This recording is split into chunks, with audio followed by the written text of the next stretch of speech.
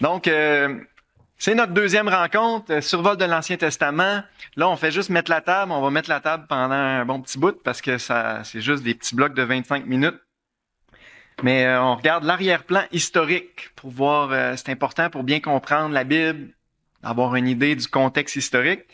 La dernière fois, je pointe là-bas, on avait parlé de la Mésopotamie, vous vous rappelez, première grande civilisation de l'histoire après le déluge. Ensuite, l'Égypte, deuxième grande civilisation qui a marqué l'histoire d'Israël, surtout au début. Et ensuite, on avait parlé de Canaan, les peuples cananéens, qui certainement ont marqué l'histoire d'Israël également. C'est au centre de l'histoire de l'Ancien Testament. Alors, on continue ce matin avec d'autres petites nations qui ont entouré le peuple d'Israël et eu un impact vraiment dans leur histoire. Premièrement, les Ismaélites et les Madianites. Les premiers descendent d'Ismaël, fils d'Abraham par Agar l'Égyptienne. Vous vous rappelez l'histoire. Sarah et Abraham ont manqué de patience et là, ils ont trouvé une solution humaine pour avoir un descendant. Abraham est allé sans consulter Dieu. Important de souligner. Faut jamais faire ça. On prend pas de décision importante sans consulter Dieu. Ça a donné Ismaël et on en entend encore parler aux nouvelles des conséquences de cette décision-là. Les 12 fils d'Ismaël formèrent 12 clans, dont celui de Kédar. Tribu nomade, ils vivaient dans le nord de l'Arabie. Donc, je vous ai mis une petite carte dans ce coin-là. Les Arabes se proclament eux-mêmes descendants d'Ismaël. Donc, grosso modo, les Arabes, bien sûr, il y a eu beaucoup de mélange ethnique là, depuis cette époque-là, mais on peut quand même dire qu'il y a un lien vraiment, l'origine des Arabes, c'est d'Ismaël, fils d'Abraham. Les Madianites, de leur côté, descendent de Madian, fils d'Abraham, par Kétura. Donc, après la mort de Sarah, sa femme, Abraham a eu d'autres enfants avec Kétura. Et un de ces enfants-là, c'est Madian. Il vivait aussi en Arabie, à l'est du golfe d'Aqaba. Le golfe d'Aqaba, là, c'est la branche est de la péninsule du Sinaï. Ici, tu es habitué de voir ça. Donc, le pays de Madian est là. Juste une petite parenthèse. Moïse s'est enfui au pays de Madian. Il a rencontré Dieu sur la montagne du Sinaï au pays de Madian. En passant. Fait que tout le monde, toutes les cartes mettent le mont Sinaï là, dans la pointe, mais moi je suis convaincu que le mont Sinaï, le vrai mont Sinaï est au pays de Madian, en Arabie. Puis Paul écrit dans Galates chapitre 4, Agar représente le mont Sina en Arabie. Vous irez voir ça dans Galates 4. Fait que la Bible dit que le mont Sinaï est en Arabie. La pointe ici a toujours fait partie de l'Égypte. Donc, c'est juste une petite parenthèse que le mont Sinaï, il est pas où ce qu'on va.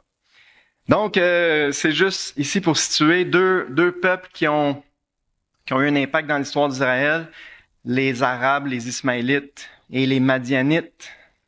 Ensuite, les Moabites et les Ammonites. Ils descendent de Moab et de Ben-Ami, fils de Lot, neveu d'Abraham. Ça, c'est vraiment pas une belle histoire, là. Les deux filles de Lot ont décidé de faire boire leur père puis de coucher avec lui. Donc, les Moabites et les Ammonites sont le résultat de relations incestueuses entre Lot et ses filles. Et ça a donné ces deux nations-là. Les Moabites habitaient à l'est de la mer Morte et les Ammonites à l'est de Galaad. Donc, ici en mauve, vous avez le royaume de Moab. C'est sûr que les frontières ont bougé un peu avec le temps, mais à l'est de la mer Morte, puis le royaume des Ammonites ici. Quand on dit Galaad, en passant, c'est la partie du royaume d'Israël à l'est du Jourdain. Donc, le pays de Galaad, c'est ici, à l'est du Jourdain. Et à l'est de ça, c'était les Ammonites. En marchant vers Canaan, Israël reçut l'ordre de contourner ces nations et de ne pas les attaquer. Dieu dit clairement à son peuple, avant d'arriver à Canaan, ces territoires-là, je les ai donnés aux descendants de Lot, Moab, Ammon, Je te donnerai pas un pied carré sur leur territoire, je l'ai donné à Lot. C'est intéressant de voir que Dieu avait vraiment défini des territoires et il a dit, vous les attaquerez pas, je vous donnerai rien de leur territoire, vous allez les contourner. Alors, quand Israël est arrivé, ils ont passé direct entre les deux à la frontière pour arriver en face de Jéricho. Ils opprimèrent pourtant Israël au temps des juges. Donc, même si Israël les a jamais attaqués, du moins au début, là, quand ils sont arrivés, c'est devenu, comme on va le voir, toutes les nations autour sont devenues des ennemis d'Israël qui ont attaqué et opprimé Israël pendant toute leur histoire. Bien sûr, il y a une guerre spirituelle derrière ça. Je pense que vous en êtes déjà conscient. C'est pas pour rien que toutes les nations autour d'Israël et on peut dire quasiment dans le monde entier ont haï le peuple juif. Il y a une influence spirituelle derrière ça et ça remonte à très loin. Maintenant, on va parler des Édomites et des Amalécites. Ils descendent d'Ésaü, fils d'Isaac et frère de Jacob. Jacob qui est devenu Israël.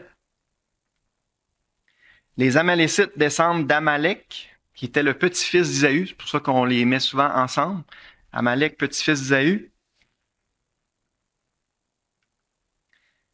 Édom signifie roux. C'est un surnom qui fut donné à Ésaü. Donc, c'est un deuxième nom d'Ésaü. Ça vient de l'histoire du potage. Ésaü, a renoncé à son droit d'aînesse. Il a vendu son droit d'aînesse à Jacob en échange d'un potage de lentilles qui était appelé un roux. Et le nom lui est resté. C'est pas très, très glorieux. Et la Bible parle que c'est un exemple d'un homme qui a il a renoncé à des bénédictions spirituelles pour des bienfaits charnels rapides. C'est triste. Édom et Amalek habitaient au sud de la mer Morte et du pays de Canaan. Donc leur royaume, c'était ici en jaune, grosso modo. Royaume d'Édom et d'Amalek. Peu après sa sortie d'Égypte, Israël fut attaqué par Amalek. En fait, c'est les premiers qui ont attaqué le peuple d'Israël alors qu'ils approchaient du pays de Canaan. Fait qu'on voit l'animosité, la haine qui était là depuis le tout début entre les Édomites et Israël, et ça va durer toute leur histoire. Israël demanda la permission à Édom de traverser son territoire. Édom refusa et monta contre lui, dans Nombre 20. Donc, toutes ces nations-là autour, les Ismaélites, là, j'ai un blanc, qu'est-ce qu'on a? Les Amalécites, les Ammonites, les Moabites, les Édomites, Amalek, Amalécites. C'est toutes des nations, finalement, qui ont pris position contre Israël, qui ont été les ennemis d'Israël, et qui l'ont opprimé durant toute leur histoire. Alors, on les revoit un petit peu partout, tout le long de l'Ancien Testament, et c'est bon d'avoir une petite idée de leur origine, comme on vient de voir, et de leur position géographique. Maintenant, on va voir 3 grands empires qui ont vraiment marqué l'histoire d'Israël, marqué l'histoire de l'Ancien Testament. Le premier, c'est l'empire néo-assyrien. Pourquoi on dit néo? C'est parce qu'il y a eu comme d'autres empires assyriens plus avant dans l'histoire, mais ça, c'est vraiment les empires qu'on voit dans l'Ancien Testament qui ont marqué l'histoire d'Israël. L'empire néo-assyrien, grosso modo, c'est de 911 à 609 avant Jésus. Descendant d'Assur, fils de Sem, on l'avait lu la semaine passée dans Genèse 10, la civilisation assyrienne s'est développée au nord de la Mésopotamie, donc ici. La capitale de l'Assyrie fut d'abord Assur, ensuite Kalkou, ensuite Ninive. Donc les 3 villes sont très proches, Assur, Kalkou, Ninive. Vraiment là, le berceau de l'Empire assyrien. À partir de 911 avant Jésus, l'Assyrie commence à former un grand empire. Pour se mettre un peu dans le contexte, c'est après la division du royaume d'Israël en 2, avec finalement à l'époque de Roboam et Jéroboam. Donc, après l'apogée, c'est vraiment sous le règne de Salomon que c'était l'apogée d'Israël. Ensuite, Israël a commencé à décliner et c'est en cette même période-là que l'Empire assyrien s'est développé.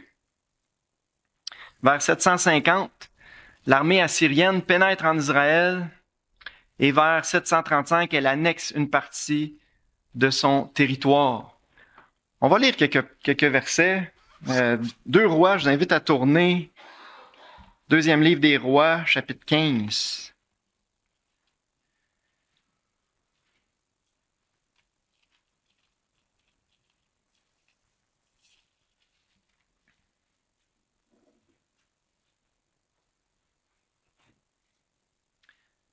Deux Rois 15, versets 19 et 20.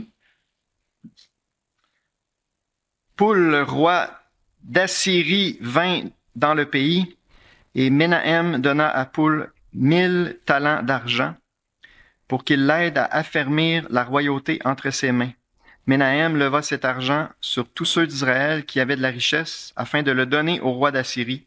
Il les taxa chacun à 50 cycles d'argent. Le roi d'Assyrie s'en retourna et ne s'arrêta pas alors dans le pays. Donc, on voit que ça commence tout le temps par des tribus.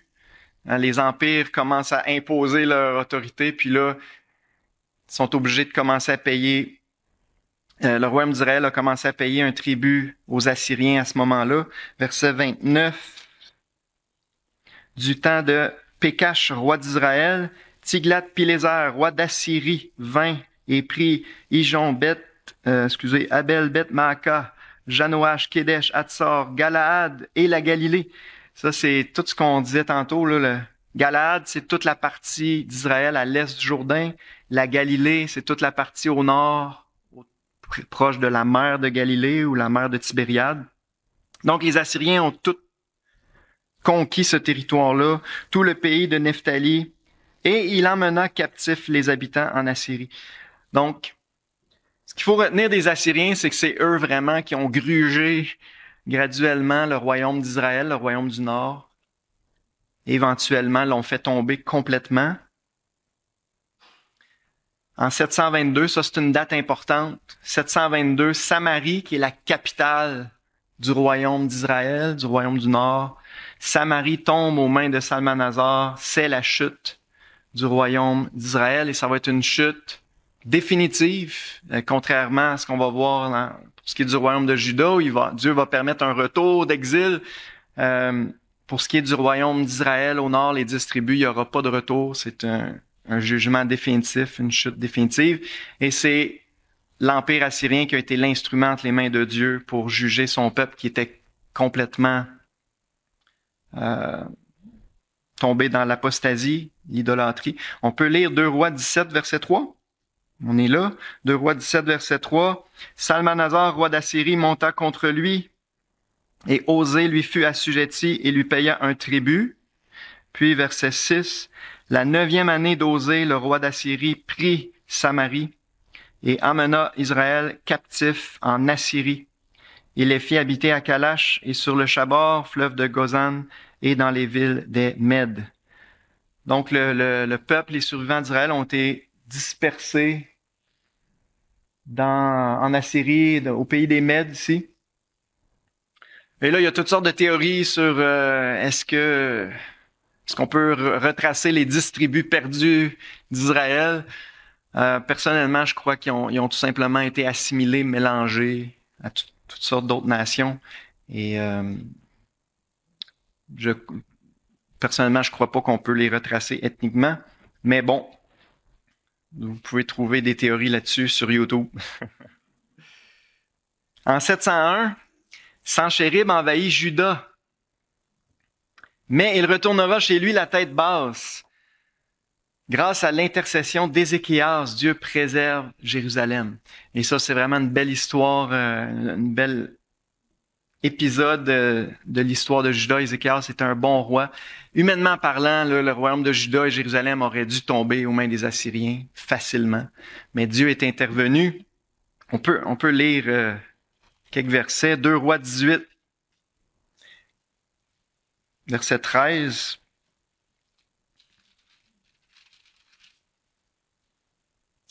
La 14e année du roi Ézéchias, Sanchérib, roi d'Assyrie, monta contre toutes les villes fortes de Juda et s'en empara. Donc, il y a quand même, les Assyriens ont quand même conquis tout le territoire de Juda. Il restait juste Jérusalem. Imaginez comment que Ézéchias devait se sentir. Il restait juste Jérusalem, là. Versets 35 et 36. Le peuple se tut et ne lui répondit pas un mot, car le roi avait donné cet ordre, vous ne lui répondez... Excusez-moi. Verset 35. Parmi tous les dieux de ces pays, quels sont ceux qui ont délivré leur pays de ma main, pour que l'Éternel délivre Jérusalem de ma main? Le peuple se tut et ne lui répondit pas un mot, car le roi avait donné cet ordre, vous ne lui répondrez pas. J'ai peut-être fait une erreur. Peux-tu que... Ouais, c'est ça. Savez-vous quoi? C'est 19 qu'il fallait lire. Chapitre 19, versets 35 et 36. Dans le fond, c'est l'intervention miraculeuse de Dieu. Cette nuit-là, l'ange de l'Éternel sortit et frappa dans le camp des Assyriens 185 000 hommes. Imaginez. Et quand on se leva le matin, voici, ils étaient tous morts. Alors Sanchérib, roi d'Assyrie, leva son camp, partit et s'en retourna, et il resta à Ninive. Wow! Fait que, humainement parlant, le royaume de Juda aurait dû tomber aux mains des Assyriens, mais Dieu a protégé Jérusalem. Il s'est occupé lui-même de tuer 185 000 Assyriens, puis le roi y est reparti, puis il est retourné chez eux. Et ça, en passant, je crois qu'il y a une image prophétique, c'est ce qui va se passer à la fin des temps. Les armées de l'Antichrist vont assiéger Jérusalem, même la ville va être prise, selon certaines prophéties, le 2/3 de la ville va périr. Mais Jésus va revenir à ce moment-là et va délivrer le reste de Jérusalem. Et donc, il y a une image prophétique derrière ça aussi qui annonce ce qui va se passer au retour de Jésus.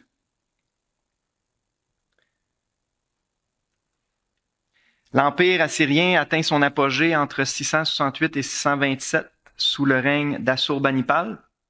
C'est pendant cette période que l'Égypte et la Babylonie sont soumises. Donc, éventuellement, l'Empire assyrien va contrôler toute la Babylonie et même l'Égypte. Fait que Jérusalem, c'est vraiment, on peut dire, un îlot qui a réussi miraculeusement à cause de l'intervention de Dieu. Jérusalem a réussi à garder son indépendance pendant cette période-là. C'est les derniers rois de Juda, Ézéchias, Josias, les deux plus importants.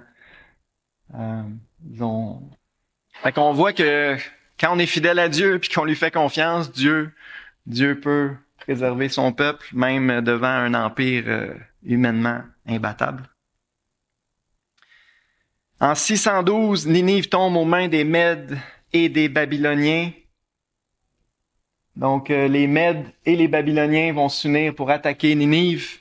Ninive va tomber, c'est la fin de l'Empire néo-assyrien en 612 avant Jésus. Notre temps est écoulé, il nous reste 6 minutes pour les questions. Y en a-tu qui ont des questions sur ce qu'on a vu ce matin?